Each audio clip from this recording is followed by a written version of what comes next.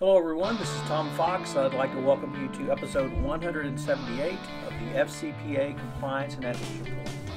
The FCPA Compliance and Ethics Report is sponsored by Advanced Compliance Solutions, your one-stop shop for all matters regarding FCPA and anti-corruption compliance. Today, I have a very informative podcast for you. It's Dr. Ben Locwin. Ben practices in the the health sciences industry, including medical devices, pharmaceuticals, and he has done a lot of writing and critical thinking on risk assessments, and he shares with us some of the underlying quantitative formulas that he has come up with that help companies think through risk assessments. It certainly presents thinking through risk assessments in a different way, and I think you will enjoy it. The episode comes in at just over 23 minutes. We look forward to visiting with you again. Thank you very much.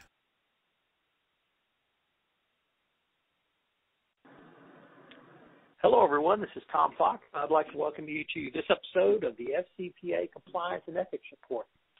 Today, we are in for a real treat because we have one of the country's top experts on the subject that is near and dear to my heart and to many of my listeners as well, and that is risk assessments. But we're going to come at it from a little bit different angle because I have Dr. Ben Locwin, who I met at the UL Life Sciences Leadership Summit last year, where we were both speakers. And Ben sent me a email after I posted or had a couple of blog posts on risk assessments. And the reason this will take a little bit different format is Ben is in the health sciences industry. And so he comes at risk assessment a little bit different than many from the anti-corruption compliance discipline might do so. But I found his writings, his thought leadership, and his concepts around risk assessment are really important, and I think it will be very useful for our listeners. So with that somewhat long-winded introduction, Ben, I really appreciate you taking the time to visit with us today. Hey, thanks, Tom. It's my pleasure to be speaking with you this morning. Ben, I think really the first thing that I really need to acknowledge is that in the health sciences industries, risk and risk assessment is at a level of concern perhaps above other industries where you may be dealing with really life and death situations. So how you assess risk, how you manage risk, and how you use that knowledge forward can certainly be very important. Much more so than if you're selling a widget or in the energy space. So I don't know if that's what's led your interest in this area, but I found your papers very, very interesting in that respect. And if I could just give the example for one of your papers entitled "The Major Pitfalls of Quality Risk Management Practices," you gave the example of a person who might believe they've injured their arm through exercise and go into an emergency room. They receive a cursory examination and be told ice your arm or take some aspirin, yet the root cause was an underlying cardiac risk which was at play, which was not addressed through the treatment or at least the examination. How would a risk assessment work into that situation from your perspective? Yeah, that's a good question. When I approach risk assessment from a quantitative perspective, it's always a matter of asking myself, or let's say audiences who I'm working with or industries and businesses, how exactly are you measuring the things that are most important to you? Because at the heart of it, risk assessment really boils down to a risk is equal to the probability of failure, so something going wrong with some probability, times the magnitude of consequence. So if something does go wrong, how large is the problem? And so in your example there that you provided from, let's say, an emergent care visit, you have a situation where someone has a higher probability that potentially they came in with an arm pain and that it's likely that they maybe just ramped up their activities for the summer. So it was maybe related to the fact that they just played more racquetball or tennis than usual. But the flip side of that equation is that the magnitude of consequence for making that decision incorrectly is that the outcome could be death. So then you're looking at a consequence that's about as high as it can get. So in those situations, I would say you really have to take a look at what the standard of care is, especially in clinical practice, to see if how diagnostics are performed and how treatment is applied, is that really the best outcome producer in terms of all the alternative treatments. And as in the last 10, 15 years, as clinical practice has gotten more and more evidence-based in terms of they ushered in evidence-based medicine over a decade ago, and it's been handled with increasing levels of success and fluency. And there's always the question, if you look at population-based dynamics, are the standards of care the right ones? There have been changes over time to where certain things that weren't the standard of care in the past now have become so, because as you look at greater and greater population numbers who have been treated, we can see that outcome measures are showing one alternative treatment better than another, so then we'll adapt. So it really becomes about properly appraising the data and making evidence-based judgments and not anecdote and opinion-based ones. And within the framework of what you just articulated, how does a person in the health sciences or life sciences industry begin to think through the protocol for a risk assessment? Yeah, that's a good question. The International Conference on Harmonization, which we call in the industry ICH, they have a document that's referred to as ICH Q9. And there's a quote that's often taken out of there that I've referenced as well. And what they've said in the panel, the governance panel, is that the level of effort, formality, and documentation of quality risk management processes should be commensurate with the level of risk. And, ultimately what that means is in the pharmaceutical industry or clinical practice, hospital healthcare, as you look at what risks could impact your patients, your end users, customers, even if we look at from a pure business model perspective, your stakeholders and shareholders, the question becomes, what exactly are the risks that you intend to look at? Are they based on healthcare treatment? Are they based on financial responsibility? Is it legal and ethics compliance requirements? What's the ultimate breach that could happen? And once you've got a handle on, let's say there is nothing that goes wrong, so you might have a situation of almost zero risk versus on the other end of the spectrum, what's the worst thing that can go wrong? Could it be a corporate lawsuit, other compliance issues? Could it be patient deaths? Could it be large-scale population adverse events, like with a released drug product? And so then you've got your bracketed scale from very low risk to what the highest risk could be. And then you really need to sit down with a group of subject matter experts in the area that you're working in and find out how you would actually stratify your scale in a way that makes sense for then looking at all the components that need to be appraised for the risk assessment process. In the paper, your paper entitled The Major Pitfalls of Quality Risk Assessment Practices, you talked about a subject called proper logical fallacies in inductive and deductive. And you talked about inductive and deductive reasoning, where it certainly can be assistance, yet many use it in the wrong ways. Could you explain your concepts around that topic? Yeah, absolutely. So if you really break down the decision-making process around risk management, it becomes a distillation of how you're appraising evidence, and are you doing it in such a way that you're coming into a situation relatively cold and you don't know much about it, so you're collecting all the available evidence and then trying to assemble that into a set of principles? Or is it the other way around, where you have some top-level overarching principles and now you're trying to piece together data to fit what the story is? And so those are essentially, respectively, the inductive and deductive reasoning perspectives. So in inductive reasoning, you would try to make a general conclusion based on specific incidences that you're observing. And with deductive reasoning, you're taking a very broad brush look at things, and this is the top-down approach, and then you're trying to see if it holds true for specific cases. And probably a good example of that is if you're looking at what should happen with clinical trials of drug products.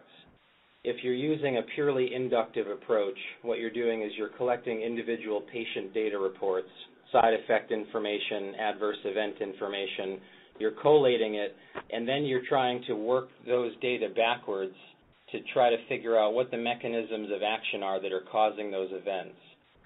Now, a deductive reasoning approach would be to come into the situation presuming how the drug molecule is going to interact with the physiology of the patient, and what you would then say is, well, if it's going to interact with the body in these ways, so we think, we should then see the following sorts of adverse events and side effects.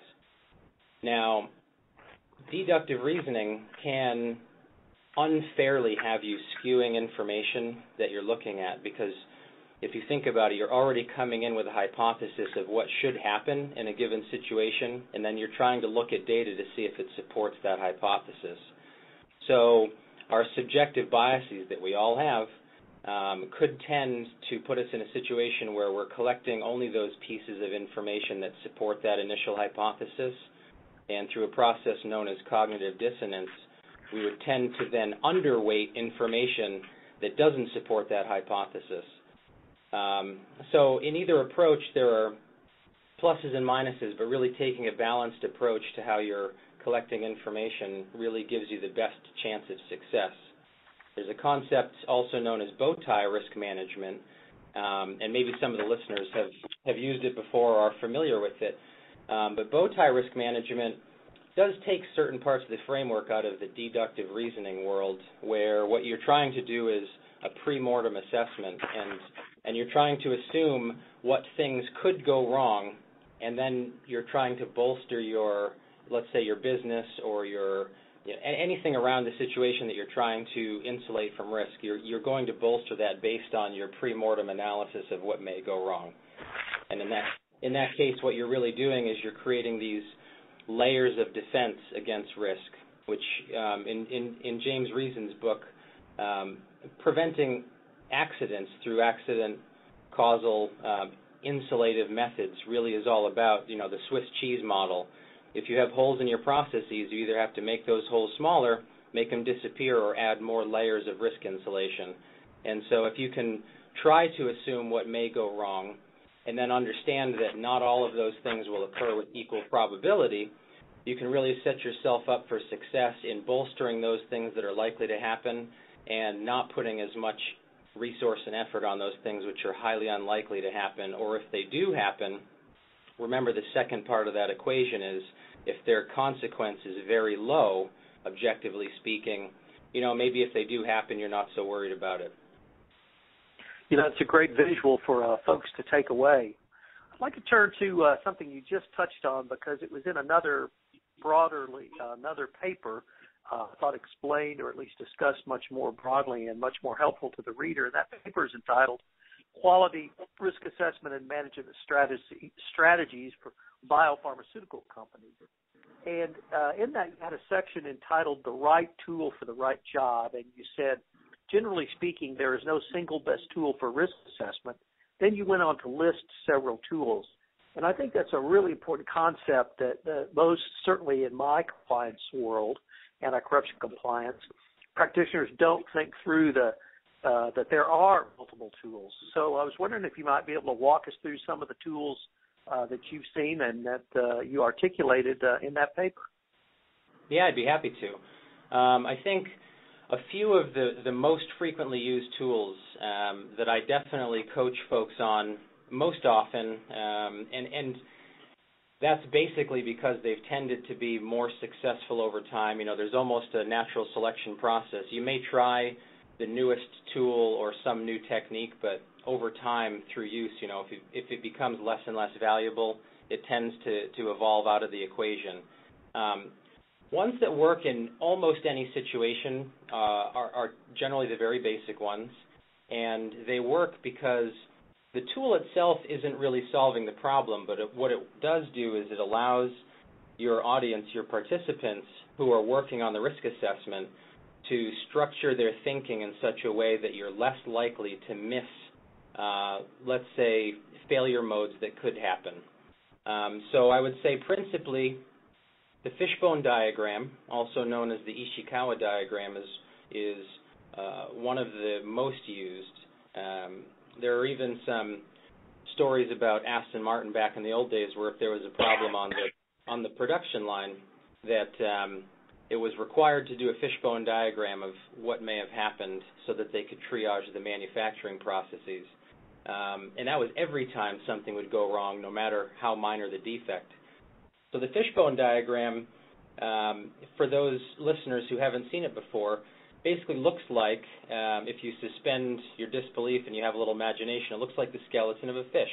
And at the head of the fish, you would list your problem statement or the risk that you're interested in preventing. And then off of the ribs, you have either different steps in your processes that you work on, or another way to classically do it is to say the 6 M's, the categories, which are man, materials, methods, machines, measurement, Mother Nature, and each of those categories is just really a major catch-all to say, are there any personnel issues that could contribute to this risk? And that's the man category.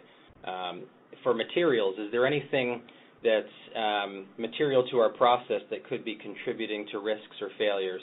And that's what you do through all of those categories, and then what you do with your group is you basically start doing a brainstorming session where you're taking all of the ideas of what may happen, what may go wrong in these categories and lead to a problem. So the fishbone diagram is very powerful. Then what you can do is another one called fault tree analysis. And again, I'll presume that the listeners either haven't seen these at all or have very limited exposure, and I'll just explain a little bit. So the fault tree analysis is just a way whereby you've got what's called a sentinel event at the top. And that sentinel event could be, let's say, a process failure that's causing some potential for risk. Then what you would do is ask the group, ask yourself, how could this go wrong? Why would this happen? Why could this go wrong? And then what you'll do is you start bifurcating down from there. You stratify that out and you list below it on the next row down, let's say, all the things that could happen to contribute to that top line issue. And then once you've got that next row down filled in, then you would take each of those elements in turn and say, okay, for this first element on the second row down, what things could go wrong or could conspire to go wrong if it's more than one thing to cause this element to happen, which then ultimately could lead to this top-level sentinel event going wrong. And you likewise go through and you build out the whole tree like this, and it really ends up looking kind of like a very messy root system in many cases. And what you do is then focus your attention and efforts on those things which tend to be towards the root of the issue, which are those so-called root causes. And the more thoroughly you address those root causes towards the bottom of your fault tree, the more likely you are to be successful in preventing those things up at the top from ever having a probability of occurring. Now, it's interesting that the fault tree analysis itself is not a separate tool from another of the favorites. It's actually just the visual analog of what's called 5 whys. And again, the listeners probably have heard a lot about 5 whys, but you basically take any problem. It could be, why did I forget my bag at the grocery store? Why do we have legal and ethical compliance risks in our company pertaining to the following issues? And then what you would do is just ask yourself a series of why-based questions. Why could this happen? And then you get an answer, and then for that answer you ask recursively again, why could that happen? Why could that happen? And if you think back again to the mental model here of the fault tree, really what you're doing is you're just drilling down, and you're coming up with deeper and deeper reasons, not the superficial causal factors, as to why these issues ultimately do happen in business.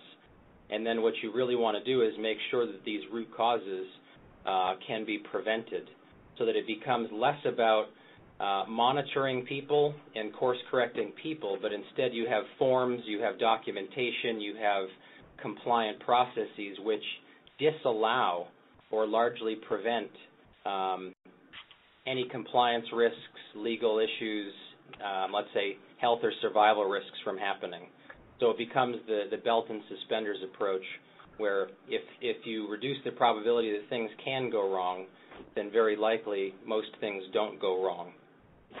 And then I would say probably another one of the most popular of the tools is the failure modes and effects analysis, the FMEA as it's called. And that's one that's used a lot in engineering circles. It's been co-opted into various different spaces in risk assessment. And what you do is you would create a grid, a worksheet. Often they're done in Excel. There's also FMEA software. But you've got three different dimensions that you're measuring a failure event based on. So you've got the severity of the event. So if you think, again, this goes back to probability of failure times the magnitude of consequence. So your magnitude of consequence in that equation is the severity in the FMEA. The next dimension you're looking at is the probability of occurrence, which again goes back to our risk equation. And then in the FMEA, because it was originally devised for the Polaris missile program and is often used in engineering and reliability engineering applications, you're looking at detectability. So as your process is going on, people are filling out documents, widgets are being more and more refined in a manufacturing process. The detectability element is asking you, if this particular failure mode we're looking at begins to become manifest, how likely is it that we will be able to detect it? Or will it evade detection entirely until the end of all of the processes where it will cause some sort of failure, whether it be minor or catastrophic? And then what you do is you look again with a team at each element, and you've got to create scoring for each of those three dimensions so that you can have a relative ranking of, from potential most risk to potential least risk, which ones are sorted in a prioritized way so that then you can apply the appropriate resource to. Again, back to the ICH guideline, so that your level of effort is commensurate with the level of risk. And I would say, generally speaking, those are the major tools. There are many more, but certainly we can talk in the future again about more techniques and tools. Unfortunately, we're near the end of our time because I didn't get to the second part of this, which is actually how do you use a risk assessment. So we'll save that for our next visit.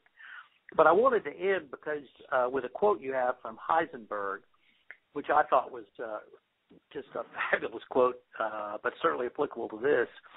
And you wrote that Heisenberg said in 1958, we have to remember that what we observe is not nature herself, but nature exposed to our method of questioning.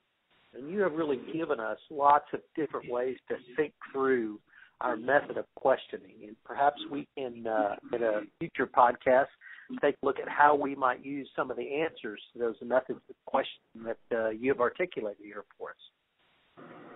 It would be my pleasure to talk to you again, Tom. It's always great to chat. Ben, if I could, if anyone wanted to follow up with you directly on any of the points you've raised, could they email you? And if so, how would they get in touch with you? Yeah, absolutely. I'd be happy to respond to any emails coming through about, let's say, the philosophical topics we covered, how to approach or not approach risk assessment practices properly, questions about the tools, and I can be reached at Ben, B-E-N, Locwin, Locwin, at healthcarescienceadvisors.com. And that's all one word, healthcarescienceadvisors.com. Well, Ben, I appreciate you taking the time to visit with us. This is a really important topic across a lot of businesses and a lot of industries, and I look forward to continuing the conversation. Thanks, Tom. I'm looking forward to it as well. Thank you. This is Tom Fox. I hope you've enjoyed this episode of the FCPA Compliance and Ethics Report, and I hope you'll join us again for our next episode of episode 179.